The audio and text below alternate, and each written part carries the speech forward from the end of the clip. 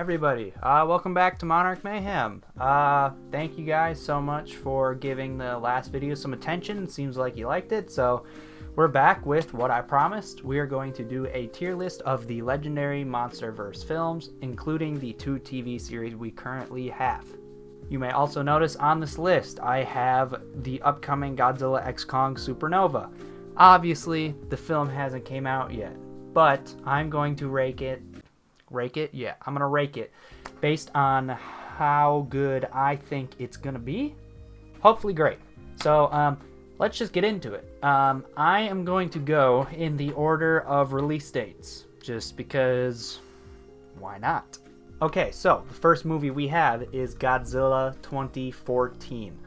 Now, before I put this anywhere, this movie is very near and dear to my heart. I love this movie very much.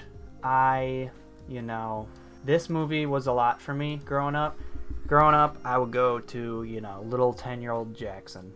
That's my name, by the way, if I haven't said that. I would go to Barnes & Noble with my mom, and they would have select and various Godzilla movies. Usually Heisei, some Showa. And, I would get a new one every time. And it was my childhood. It was what I looked forward to most. And when I was a 14-year-old sitting in my local theater seeing the Godzilla 2014 trailer for the first time, I about lost my shit. So this movie is very near and dear to my heart. Before I get into why I'm putting it here, I'm already going to put it in an A. I know a lot of people like this movie, but would not classify it as an A. I do not care. I love this movie a lot. Why I love this movie? 1, I think Godzilla in this movie, good and bad. Bad, he's in the movie for 2 minutes. That sucks. But when he's in the movie, he is so awesome. I love the 2014 design. I love how some people think it's kind of bland. I don't think it's really unique. I love his dorsal plates. I love his stature, his size. I'm actually, kind of a fan of his atomic breath in this movie. Even though it's technically the same as his others, it's just weaker because of the effect of the Muto's EMP. I really like it. It kind of makes it more of a blue flame than, like a blast. But I think it's unique. And I really like it. And yeah, there are some issues with this movie, Call it some human elements. I think this movie actually has some of the strongest human elements in the Monsterverse. Sometimes it lacks, sometimes it's good. All in all, I love this movie. Oh yeah, duh. The Mutos. I think the Mutos are most unique and some of the best monsters that have been brought into the Monsterverse. I think there are a lot with untapped potential, like Methuselah, which I'm hoping maybe we'll see him again. Probably not. Behemoth, who knows? I think the Mutos are an absolute awesome design. I think the sound design in this movie, used for them specifically, is just stellar.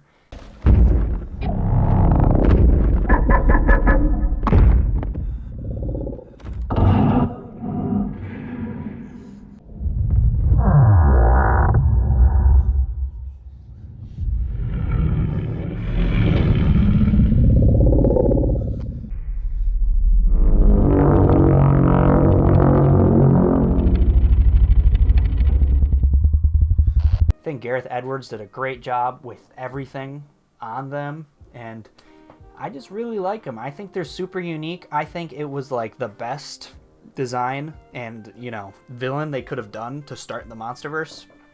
While I would have liked to see a Toho Titan first make an appearance in the first movie, I now look back at it and am so happy they did the Mutos. I really hope we can get more with them. I was a really big fan of the Muto Prime in the Godzilla comics, so who knows? I would like to see him return again. We do know there are some other Mutos lurking around because of the ending of King of the Monsters, so who knows? I hope to see them again, and yeah, I'm going to place this movie at an A. Now, Kong Skull Island. This one is tricky for me. When I'm looking at this movie, it fluctuates, to be honest with me. It fluctuates from sometimes it's S. Sometimes it's S. They do some cool shit in this movie. Sometimes it's C. It never approaches D. I would never do that. But I think, personally, it is a perfect B fit. If anything, A minus. But for now, I'm going to put it at B. Now, I think this is probably a tie for me. I love this movie and Peter Jackson's King Kong equally. I think, I'm not, you can't really compare them, but I think this iteration of Kong is great. I think the Monsterverse truly revived King Kong as a character, whenever we'll get that as his official name. I think in this, and specifically Godzilla vs. Kong, he is great. And you know what? I am just realizing right now, I do not have Godzilla vs. Kong on this list. There we go. I knew something was missing. Okay. Where was I? Kong, Skull Island. I think it's really good. I think it's a really fun time. I really like, those like Vietnam, old war style movies. And sometimes I think it can get a bit repetitive, but I think this movie came out at a good time. I think it was a good follow-up movie to Godzilla, especially because people weren't 100% certain when it came out if this would be tied and linked to Godzilla. But, everyone made the assumption since he's, absolutely massive in this movie. He's nowhere near the size he is now, around like 340, 350 feet. He's only like 100 in this, but he's still the biggest he's ever been. And I think he's great. I think the human characters in this movie are interesting. I think John C. Reilly is the best, easily. I think he's great. I think Samuel L. Jackson is great. Brie Larson, she's okay at times. She's really bland. That's where it starts to bring it down for me. Loki, Tom, I love him, and I think he's okay. I think he's also a little bland. Their characters are set up to have some, future relationship or something like that, and they're just kind of two bland characters. Sometimes they have their moments, sometimes, it just comes off as flat. But, I really like this movie. I do. I just think there's some things that put it and stop it back from being an A. Something that keeps it very close to an A is the skull crawlers. Like the Mutos, the skull crawlers are awesome. I love them. I think their design in the Monsterverse is probably my favorite original kaiju design. I think their whole concept is just sick. They're scary. They're intimidating. And I just think they're an awesome addition to this movie. I think if Kong, was fighting something like the Kraken that's in the animated series in this movie, I think it would have been much worse. I just think they bring so much to the movie and to his history, and I just love them. They're a great addition. The story's not bad. It's pretty, video gamey. It's pretty, go here, do this, go here, do this. And then get off the island, main objective. But I think it works. At the end of the day, I think it works. I think its story at times is actually a little better than Godzilla 2014. But, sometimes it lacks. The one thing I will give it, though, is the music and score is really good for this movie. At times, it actually... Zilla, don't meow. At times, it makes it very serious, and that's why, I'm excited that our composer for Kong Skull Island is returning for Supernova. That's really exciting. I think music like that and Bear McCreary's and Godzilla King of the Monsters needs to come back, because that's where it's been a little lackluster the past two films. But I'm going to comfortably place Kong Skull Island at a B, potentially A minus, B for now. Now, we enter King of the Monsters, my biggest toss-up of any product on this list. I'm gonna wait to put this one up here before I explain myself. I think this movie is great. I think this movie has a lot of downfalls and a lot of people and characters and elements bringing it down. But at the end of the day, I love this movie, man. I could watch this movie on repeat. I think this movie is the best example of what the Monsterverse could be. I just think, it's great. Kaiju fun. The visuals are great. I think the Zilla. Shh. I think the direction is really good. The music by Bear McCreary is amazing. He needs to come back. He needs to return. I don't care. Make it happen. Pay the man. King Ghidorah, amazing. Rodan, amazing. Mothra, amazing. Expensive as hell, but I don't think just their appearances... Bro! I don't think their appearances just make this movie. I think Godzilla in this movie is the best he is in the whole Monsterverse so far. He's huge. His dorsal plates are, a more refined and iconic version of what he once was. His atomic breath is amazing. They give him Hey Say Godzilla sound effects. They give him his original music. I just think this movie is great. I'm going to, in a way that I shouldn't, be biased and ignore the human elements because, there's a lot of, let's just say, unentertaining elements in this movie. These legends, what did they call him? Ghidorah, the one who's many. What? She's a gonorrhea. Huh? Ghidorah. And a lot of unentertaining characters. I'm a pretty big advocate of not liking Millie Bobby Brown in these movies. I love her in Stranger Things, and that's about it. I think she's really stale, and her acting is kind of not there in this, and especially Godzilla vs. Kong. King of the Monsters, she's a little better, but Godzilla vs. Kong, I'll get into that. But for me, I don't want to hear anything. For me, I am putting King of the Monsters at an S. Even though it's got its downfalls, and it's actually considered critically the worst Monsterverse film, I think this is the most entertaining, fun, kaiju monster action film we have gotten that I think has a lot going for it that could have been amazing, could have been way better, but out of any of these movies on the list, if I got to rewatch one, it would be King of the Monsters. Now, let's go to the Netflix animated Skull Island series. What can I say about this series? Kind of sucks. It doesn't suck, but it's it's exactly what I expected it to be, and that's about it. It's got some cool moments in it. I appreciate the violence and gore in it. I'd like to see more of that in the Monsterverse. Characters are a little better, but it's just got the biggest plot twists that a 10-year-old would see from the first episode. So yeah, besides there's a lot. I'm not a fan of that kaiju dog. I don't like it. I think it's ugly. I think it's uninteresting. End of story. I think some of the kaiju from Skull Island that make an appearance in this film are cool. I think they're a cool addition. They're just a little boring.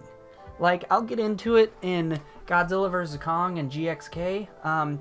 I feel like when it comes to small scale Monsterverse kaiju, they're just bland. They're just it's a giant chameleon. Okay. It's a pterodactyl that has electricity around it. Okay. They're just a little boring. I think the only one that hasn't been is the Warbat, which I'll get into. But yeah, immediately I'm going to put this at a C. I wouldn't watch it again. The Kraken at the end, I think it had a cool build up in the first couple episodes, and then it was just that's all you got? Okay, whatever. But yeah, I would put this at a solid C. I don't want to give it the disrespect of being at a D, because I still want to appreciate that we got and are getting spin-offs and anything Monsterverse related. So I'm just going to place it at a D for now. A C. A C. Place it at the C. Now, we are going to be getting into the COVID baby movie, Godzilla vs. Kong. Now, this movie did a lot for me. I was depressed and a sad Godzilla fan in the pandemic. I remember when this movie got announced when I was a freshman in high school, and then it came out when I was a freshman in college. I've waited for this movie for a really long time, and when I found out it was coming to streaming immediately and, was in the middle of COVID, I was a little worried. But when this movie came out, I was on a vacation in Florida, and I stayed up until 2 a.m. when it came out, and I watched it with my roommate sleeping next to me. And I loved it. I love this movie. I think this movie is great. I think, it has a lot of reasons because of Adam Wingard's direction. I think this is much better. I'm not going to get into Godzilla X Kong yet. I just think this movie is really good. I think the characters are slightly better than King of the Monsters, the human characters. I really like Gia and her connection with Kong. I think that's really nice. That's something I want a character to have with Godzilla that I think they tried to give to Millie Bobby Brown, but is just non-existent. But yeah, the fights are great. They do a lot of Pacific Rim style, Tokyo, fully lit at night, just straight fight action, not really cutting back and forth to humans. It does a little bit, but not a lot. It's great. Mechagodzilla in this movie is fucking awesome. If you showed me Mechagodzilla's design 10 years ago in this movie, I would have gotten, I'd fill my room with that stuff. Mechagodzilla in this movie is amazing. I love everything about him. He is scary. He is imposing. His design is just, it's so metal and rock and so hardcore. I just love it. I think the idea of Ghidorah controlling him is cool. I think Serizawa, rest in peace to that guy. What happened to him? Yeah, he got fucking electrocuted to death. His character was so terribly wasted, but I'm willing to let that slide because of how simply awesome Mechagodzilla was. But yeah, I would put this movie at a high A. I would not put it above 2014 just because I'm biased and I loved that movie as the first Monsterverse movie, but I'm going to put it at a solid A. Now, we get into the first live-action TV series, Monarch Legacy of Monsters. I was quite excited for this show. I hadn't seen any Apple TV series yet, but I knew that they tended to have a bigger budget, so I wasn't as worried about the effects not being there because I, assumed Apple would be able to pull it off. And, that also came with knowing that this is a TV show about Godzilla. He's not going to be in it that much. I just know that. Budget, everything, he's not going to be in it that much. So they have to make up with that with human characters. And that is where they do it for me in this show. I think this TV show, besides maybe 2 characters at times, is the best human elements in the Monsterverse. I think Kurt and Wyatt Russell are both great additions to the Monsterverse. I pray they come back. I think what they did with them being an older and younger version of themselves is just great. They both did a great job. Kurt Russell, especially, he did so good. I loved him. The 3 main characters we follow, they're okay. At times, they were slightly annoying, but they weren't as annoying to me as people in King of the Monsters and people in Godzilla vs. Kong. I liked the premise of the show. I really liked going back and forth from the 40s, 50s, 60s, to present day. And I like how it kind of tied up some things in the Monsterverse. I'm hoping they, get back to that in season 2, which I know finished filming, so I'm excited for that.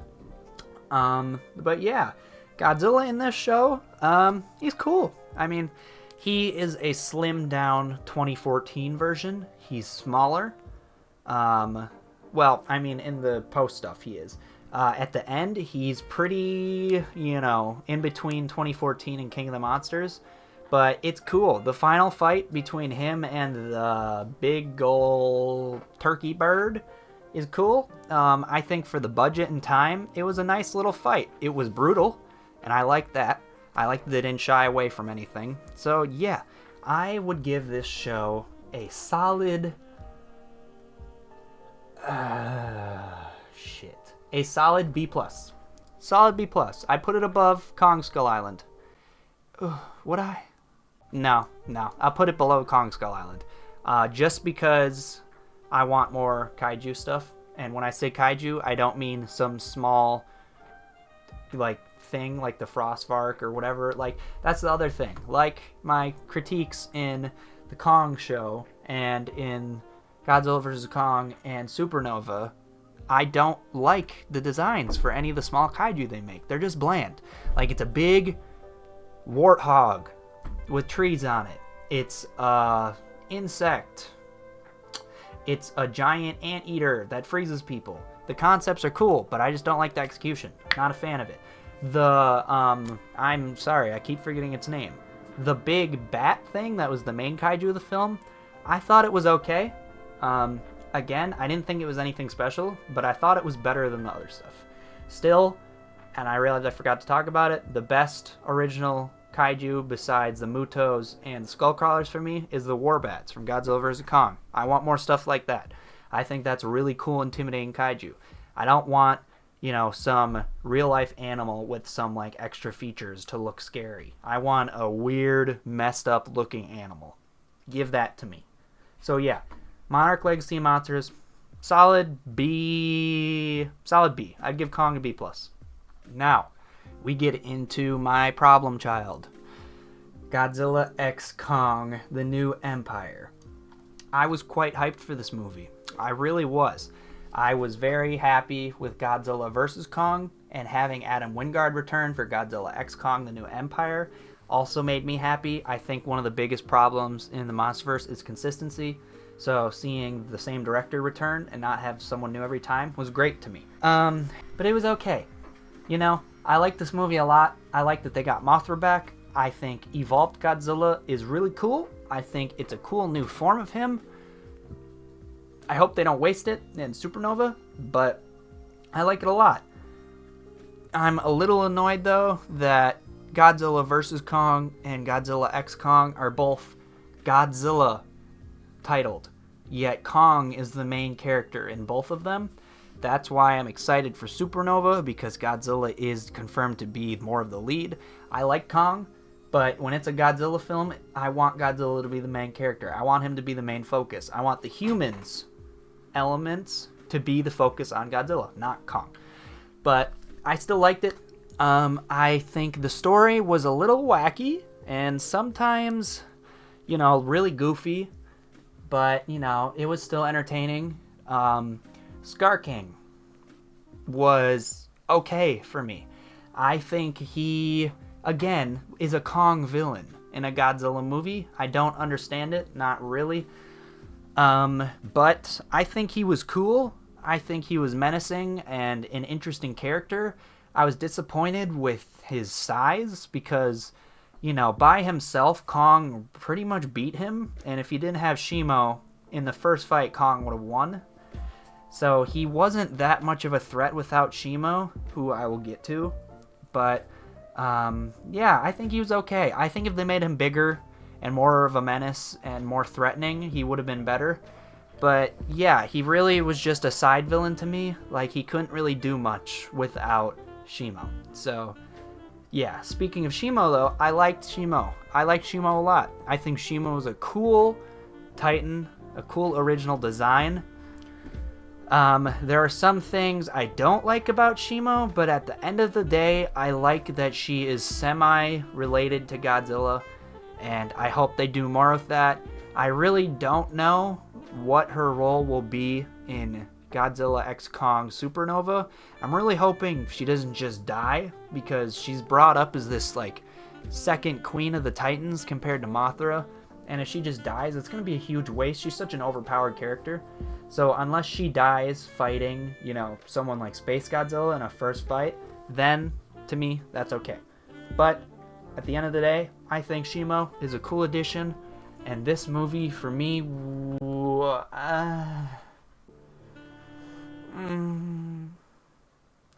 I think, you know, to spread this out more, and I'm quite happy with that. I am happy with that. So, there you have it. Now, I do have an outlier here. I have Supernova here. Obviously, the film hasn't came out yet. Duh. But, where do I think it will be? I think with our new director and our new more serious tone, better human characters, better villain, better music, I think this movie could become a S-tier top of the Monsterverse film. I do not want to get my hopes up, but I think it can happen. So I am praying that Supernova is great, and then this movie can be added to the top of the list. So that's all I got for you G-fans today. We're really just hoping for some new updates. Hoping for anything, maybe some Monarch Season 2 stuff. I'm assuming the trailer, well, for Godzilla Supernova, it's not till 2027.